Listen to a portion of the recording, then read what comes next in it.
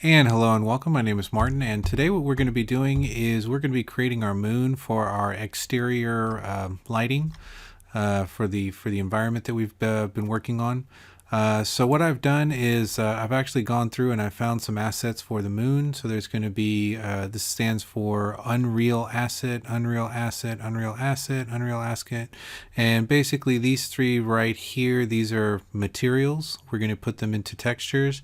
One of these is the outside of the moon, the actual the mesh, and then the other one is actually the material that we're going to put these textures inside of, and then that texture is going to go onto the moon asset. So to find this, you're going to go into Canvas, you'll scroll down to the bottom. Eventually there will be a Lab 4 that will be here. It's not here yet because I haven't finished making the videos. But once the video is ready, Lab 4 will be here, and just underneath that will be the materials that you need for the moon. To download them, you should just be able to click on them, and as you click on them, there's the possibility right there to go ahead and download it. So you'll go ahead and download it. Okay, once you have downloaded those, I need you to put these into a certain order. Oops, that's not the one I'm looking for. Let me show you the folder that I'm looking for. Oh, there it is. Okay, so New Moon. So what I did was I created a folder called New Moon, right? So you see it right there, New Moon. So if you need to create a folder, right click somewhere.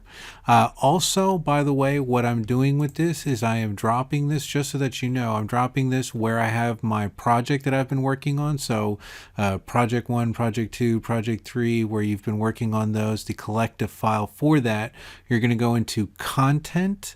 You're going to go into the folder that you created called A_my stuff, and then you're going to create a folder in there called New Materials. Inside New Materials, you're going to create 3 more folders.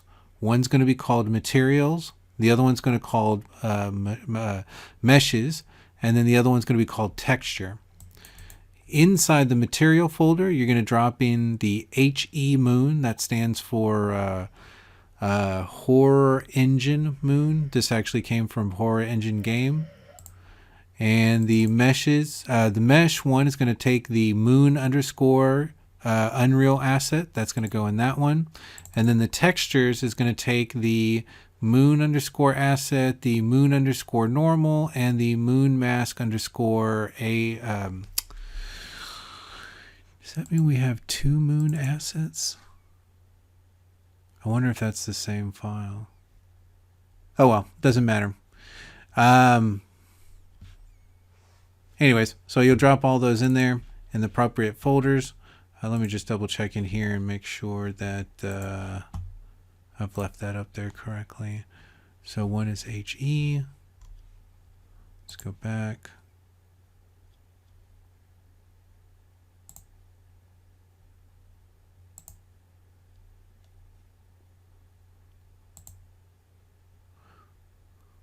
So that one's 153 KB.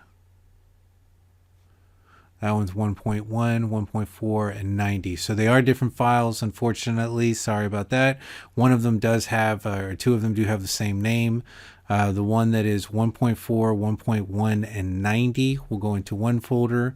The mesh is a very small file. I mean, look at that. It's like 1.53 kilobytes.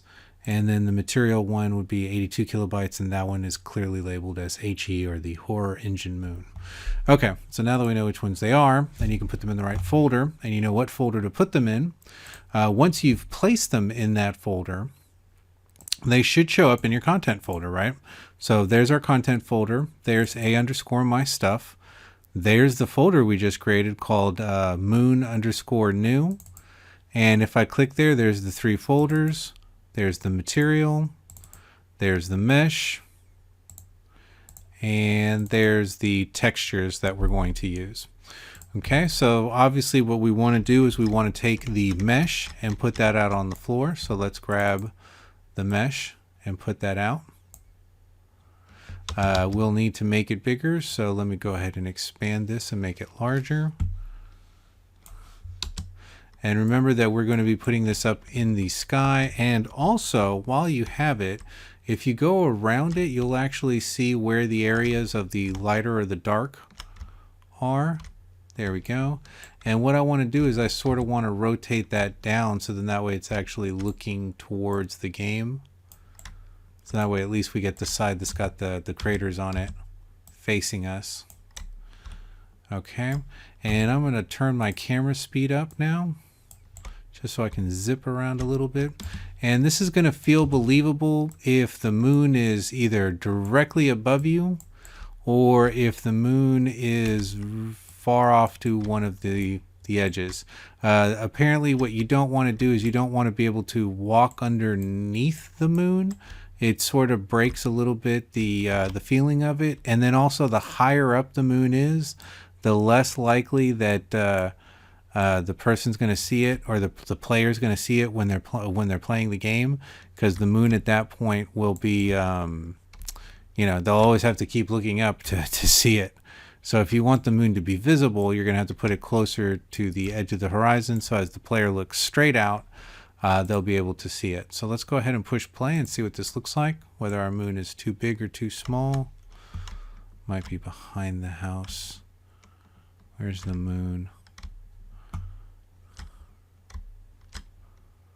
Huh. Let me see where I actually put it. So I put it way over there. So let me see, where would that be from where I am?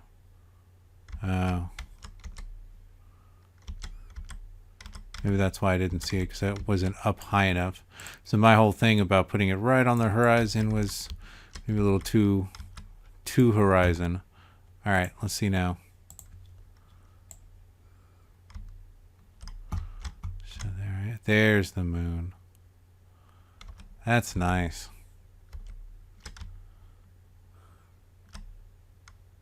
Okay, so we got a nice bright starry sky. Actually, I feel like that's way too many stars. Like I said earlier, I was going to drop that down just a little bit. There we go. Now the other thing too is the moon is awfully bright. One of the things we could do if we wanted to drop the brightness of that is to double click into the material. So with the moon selected, I can go into the material, and there should be an emission color. And I would assume that it'd be somewhere here that we'd be able to turn this down.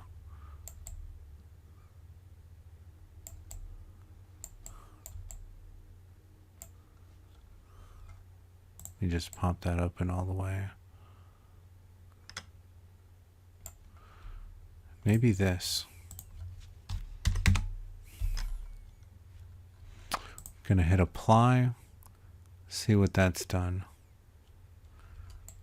Okay. Yeah, it definitely doesn't seem as bright. Let's hit apply and save. And then we'll jump back out and see if that made enough of a change. If not, we'll come here to the multiplier. That might be, you know what? Let's do it there. I'm going to change it in the multiplier. I'm going to put this back to 2. That might have been giving us some contrast. I'm not sure. And then let's go to this one, and let's see if we can drop this to 4. And then we're going to see what that looks like. It does look like they're starting to come out a little bit better. What I'm really trying to do is I'm just trying to make the dark spots to where they're not so bright. And also maybe bring down the overall brightness of the moon. Okay. That might be good enough. Let's hit apply and save, and then we'll go back and see what this did for us in the level. Let's see, where's our moon?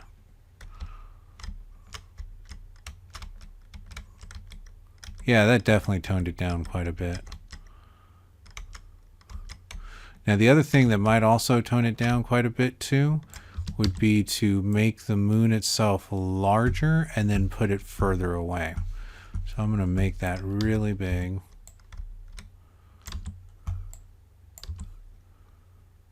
And let's push that out a little bit further.